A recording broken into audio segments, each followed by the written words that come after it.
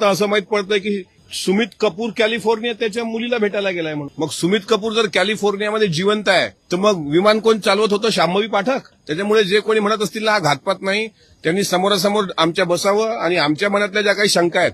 बघा, डीजीसीएनी तुम्हाला काय लाईन दिली होती?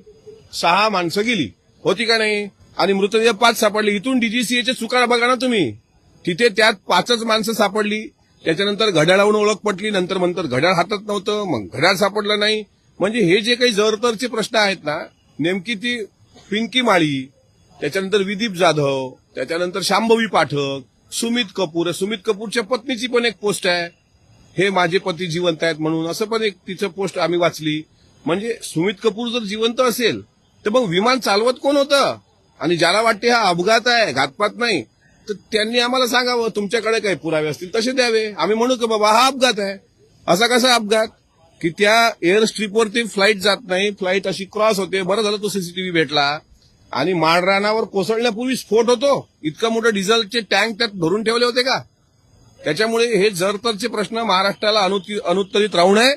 जसा सुभाषचंद्र बोसांचा विमान अपघात अजूनही मृत्यूचं गूढ त्यांच्या कायम आहे, लालबहादूर शास्त्रींचं गूढ कायम आहे, गोपीनाथराव मुंडे साहेबांच्या शेवटच्या क्षणाचं गूढ कायम आहे, विनायकराव मेटे साहेबांच्या गाडीचा अपघात कसा झाला त्याच्यावर 2-4 दिवस चर्चा झाली, तो पण विषय बंद पडला.